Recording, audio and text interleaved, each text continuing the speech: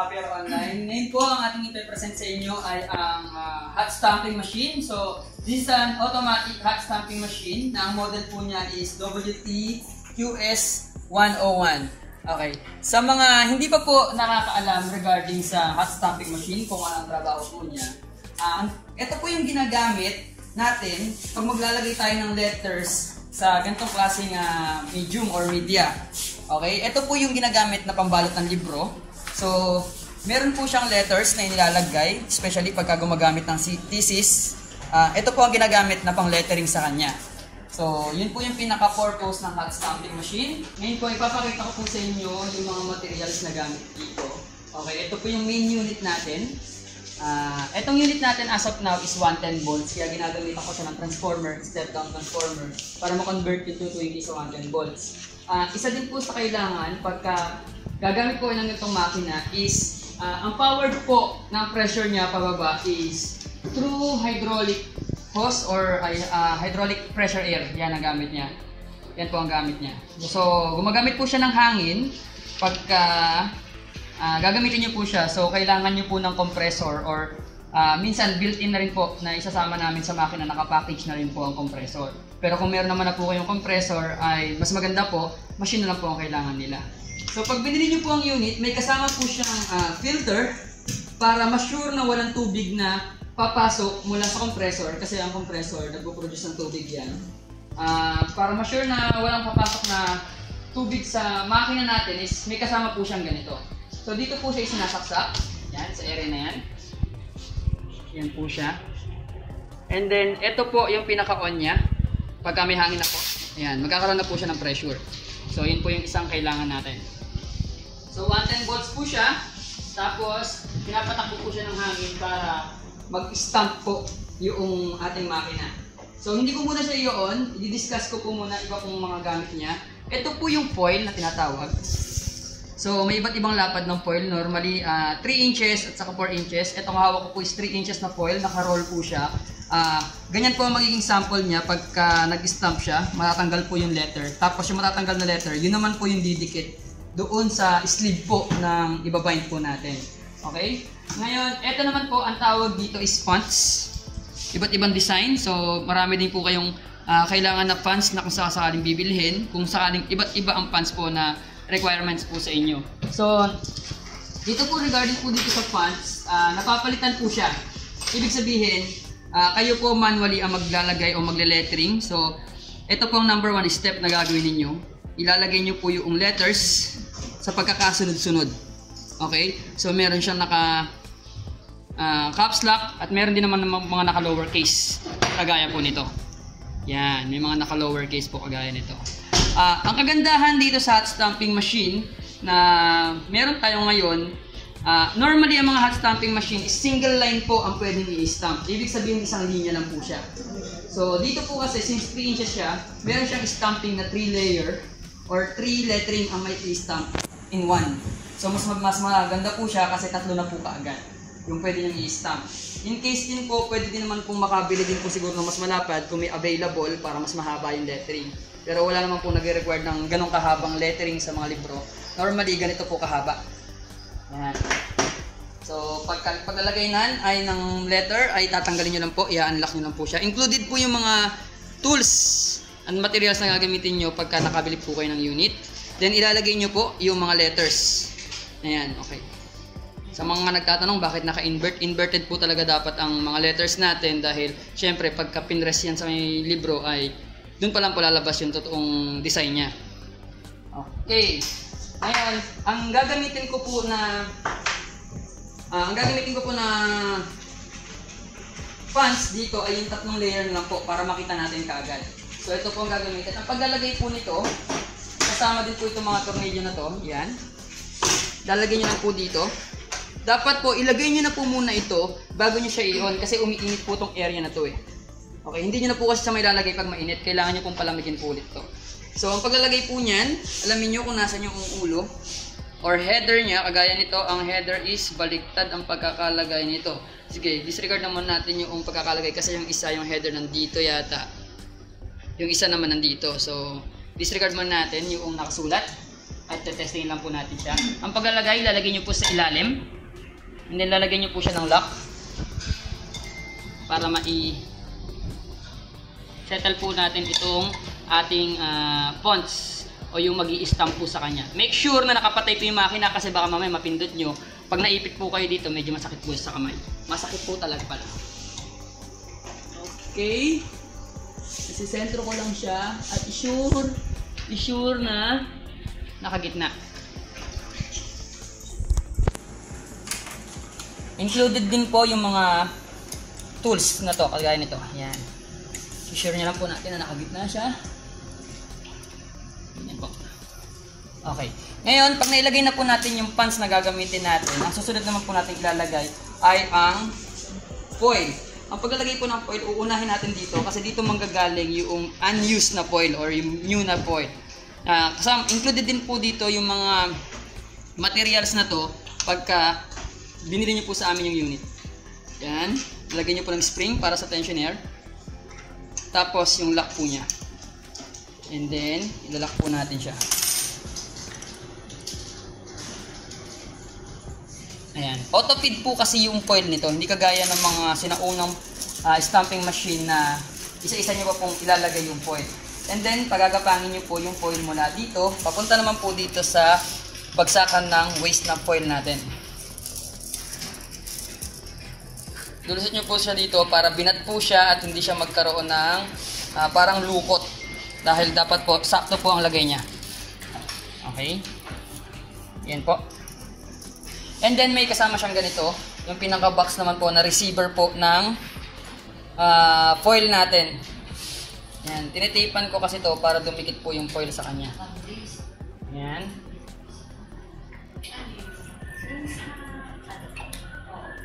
And then, ilalagay natin ito.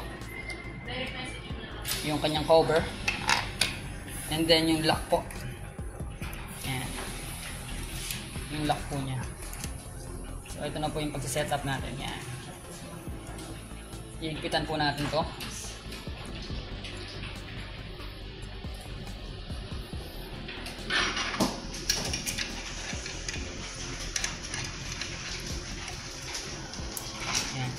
I-sure nyo po na nakatapat pong mabuti yung foil natin sa mga letters. Yan. So, i-sure nyo po natin yan. Pagka hindi, gagalawin pa po natin itong pinaka-fonts natin para sumakto po sa kanya. Kaya meron niyang awang para na i-move nyo po. Na dapat po, isakop po talaga yung pagbagsak noong fonts doon sa may foil, papunta sa may libro. Yan. Sisilipin nyo po sa ilalim yan. Yan. Kasi saktong-sakto po ako Naka 3 inches po yung fonts ko and then 3 inches din po yung gamit ko na foil para magamit natin ng tama at masulit natin yung foil natin. Pag na-sure nyo na po, idikit na po natin tong receiver ng foil natin dito sa may kabila. Yan. Okay. Pagka nag-guarantee nyo na po nakapasok, nakatutok po lahat, ay pwede na po natin siyang i-on. Okay. Ang power switch po niya ay nasa likod. Dito po. Ang pinaka-power switch niya. Yan. Yan po ang power switch niya. Kung makikita nyo, ang unang number na makikita po ninyo is yung number or count kung ilang beses siya nakapag-stamp. So, na-testing na po namin siya kaya hindi siya naka 0-0. Tinignan namin kung paano siya gumagana. Tapos, ito naman po, yung set temperature. So, yung temperature, nakabase po yan sa foil ninyo. Pagka mabilis masunog, pwede nyo pong ibaba yan. Pwede nyo lang po yung set. And then, pwede nyo pong ibaba yung value ng temperature. So, ito yung settings ng temperature. Ito po yung ang tawag po, ito po yung mismo yung temperature. Ito po yung settings. Ito naman po yung kailangan humabol dito. Ito po yung init ngayon nito. Yung magiging init niya. Kaya mapansin nyo, umaangat po yan. So, hindi nyo po siya pwedeng gamitin hanggat hindi po sila nagpapantay. Ganun po siya. So, kung nakaset ako dito ng 100, pag nag-100 yan, ready to go na. Pag nag-set ako dito ng 150, pilit niya maabutin yung 150. Ngayon, sa settings naman po, pag hinold nyo po yung settings, okay? Pag hinold nyo po yung settings, lalabas po dito D1, D2, at saka D3. Yan. Ang D1 natin, ang D1 ko, pag pinindot ko po ito po yung settings kung gaano katagal siyang nakastamp. So kung mababa yan, pagbagsak, angat agad. So nakaset po ako dito ng 2.2, ibig sabihin magka-countdown po yan ng 2.2 at ang pagkakalam ko dyan is 2.2 seconds. Yan po ang settings ko dyan. Okay? Ngayon, yung dito naman po, kung gaano kalaki yung magiging takbo noong filament natin, ng foil natin. So, kunyari, 10.1 ang settings ko. Ngayon, roll ulit siya ng 10.1 para isusure na hindi pa nagagamit yung susunod na foil. Ganun po siya. Yung D3 naman po ay nakaset po siya, kung di ako nagkakamali, kung gaano katagal bago umikot yung foil. Yun po yung difference ng tatlong program na yan. So, ngayon nakaset na po siya. Meron po siyang emergency stop. Mapapansin nyo, pag nakapress po yan, iilaw po ito. Pag umilaw po ito, ibig sabihin kahit anong press nyo po ay hindi po gagana. Ganun po siya. So, kailangan po hindi po nakailaw itong emergency stop. Ngayon, may guidelines din po yan dito sa baba para maisentro nyo kung saan babagsak yung mga roller po nito. Dito po nyo ilalagay yung libro kung para matrace nyo po kung saan babagsak yung pinaka-fonts. Yan. Kunyari, sample, ito yung libro ko. Ayan, nakasentro. Kung gusto mo isentro, dito ka magbe-base sa may baba. Pagka mag-feed ka na ng libro. So, as of now, wala kasi akong nakabind na libro pa. So, ang gagawin ko, ipapatong ko muna sa libro itong sleeve na ito para matesting natin kung didikit sa kanya o paano yung kakalabasan po niya. So, gugugtingin ko to para hindi naman ako masyadong nahihirapan. Hahatiin ko na po siya.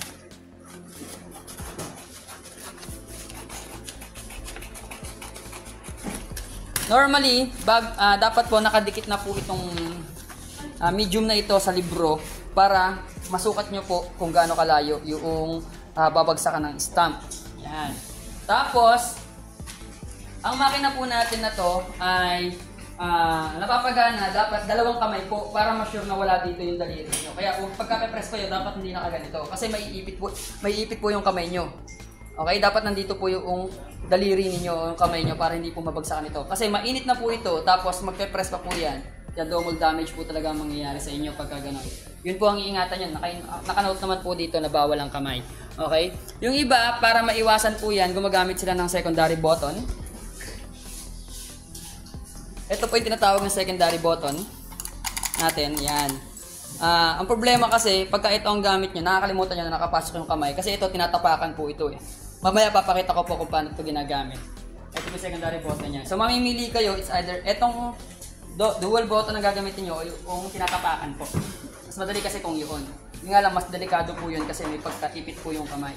So hintayin lang po natin siyang umabot ng 130 degrees Celsius bago po tayo mag-start. Ngayon, ang tanong ng iba, paano pag makapal ng libro, maliit lang yung clearance? Na-adjust po ito para tumaas at saka bumaba. Yan. Kung makapal po yung libro nyo, pwede nyo po siyang iangat ng ganyan. Iikot po yan. Mapapansin nyo, umaangat na po siya. Ngayon, kung manipis naman po yung libro ninyo, pwede nyo po siyang i-release pababa. Okay? Ganyan po siya. Para sure na aabot po yung pang-stamp natin. So, 28 degrees Celsius. Testingin natin ang 28 degree. Kung ano po ang kakalabasan. Yan. And then, stamp. Yan. Makita nyo po, yung letters po, buong buo po yan. Yan. Kung sakali man po dumarating sa point na may mga nabubura, dahil low pressure lang, low pa po yung temperature po, pwede pong ganon. Kaya dapat po, kakabisaduhin nyo po yung settings para sa foil na gagamitin po nila. Kasi mapapansin nyo parang may burado pa po siya. Ganyan. So, ang set ko po ngayon is 130 degrees. Testing po natin ulit. Huwag mong aalisin dito yung tuto ka. Okay. Pagka nandito na po at nakaset na po yung libro na ibabind nyo, press nyo lang po yung button ng dalawang sabay. Okay. Magpe-press po yan. Kung ilan yung settings ko, kung gano'ng katagal na nakapress, yun po yung kakalabasan niya. Pag hila ko po nito, bibilang din po siya ng ilang minuto or ilang segundo. Then, kukunin po niya yung gamit nyo na. Pakita nyo po dito. Mapapansin dito, ito po yung gamit nyo na foil, yung may letters na po. Andito po yung bago. Yun po siya. So, may hindi siya tinamaan sa taas. I-check natin kung bakit. Okay, hindi nakatutok yung... Kaya nagkaganito po kasi hindi po nakatutok na maayos yung ating guide. So, kailangan ko po siyang i-move para sumakto po siya. Ito po yung mga settings na kailangan nyo pong galawin kapag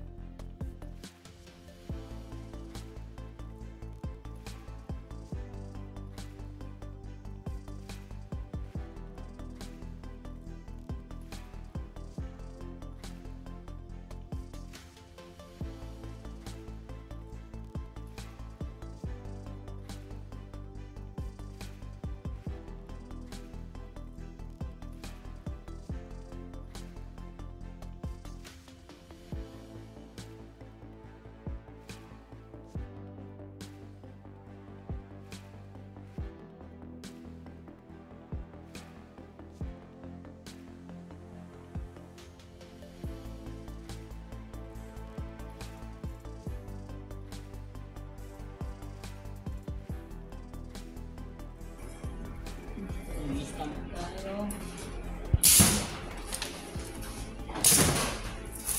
Yan. Pag nakapag-stamp na po kayo, automatic yung feeder natin, ito yung natin, yung new, automatic hihilahin naman po niya sa kabila para makapagpalit siya ng panibagong foil. Yan, ito po yung gamit natin na foil. So, try ulit natin, isa pa.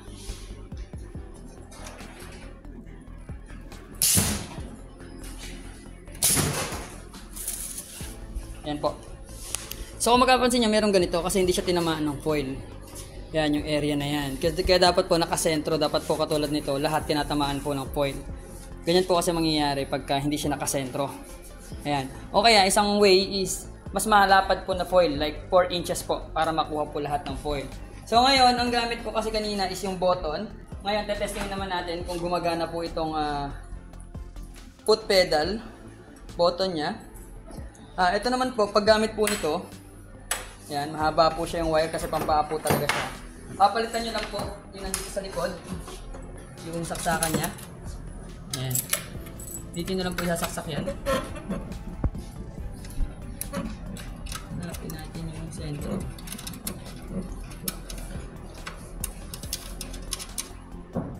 So pagka yun na po ang nakasaksak, automatic lang po yung dito gagana.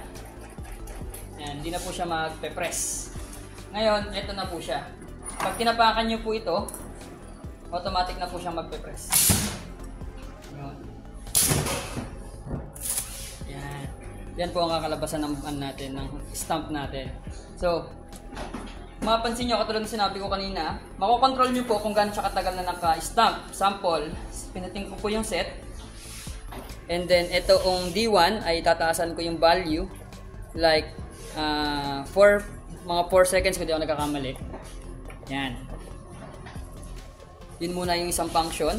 Pagka pinrest ko po ito, mas matagal po siyang nakapress bago po bumalik. Problema lang po, pagka matagal po kasi nakapress, pati yung mga bilog-bilog o butas, makukuha din po kasi yan. Yun po yung magiging kakalabasan ng stamp nyo pagka masyado pong nakapress. Okay. Kung mapapansin nyo din po, kung nahahabaan po kayo o naaksayahan po kayo dahil masyadong mahaba yung hila ng foil papunta sa waste, pwede nyo naman po siyang galawin. Okay, nasa D2 naman po siya. Okay, 1.5 kasi ang ano ko, alam ko it's centimeter to. Pwede nyo po siyang baguhin sa D2. Yan. Sample is E50.5 ko lang, E0.5 down. D2 down 0.50. So kung mapapansin nyo po, kanina ang haba ng hila niya. Ngayon, pag umikot po ito, mas maiksi na po yung ikot niya. Hindi po katulad kanina. Tayo natin ang humila to. 0.50. Yan. Maiksi lang po ang inikot niya. Kaso nga lang, tatama po ulit kasi yung letters doon sa foil. So kung maliliit na words lang po ang ilalagay ninyo, dapat po ito ay maiksi lang po yung magiging settings niya sa since mahaba kasi yung words na gamit ko, dapat ako is 1.5. Yan po yung set ko. Okay? So yun po yung pinaka main operation ng ating hot stamping machine. So tandaan niyo po, saan magkaroon po tayo ng variant 220 volts nito. Just in case, yung ibang function po is for technical specification na po ito. Kami na po mag-a-adjust ng ibang adjustments nito. Yung pagpapalit naman po ng foil is parehas din naman po. I-attach lang po dito parehas. Ito pong orange na to is movable para mahila nyo po yung foil. Yan. So, yan po yung magiging operation ng makina po na ito. Salamat po.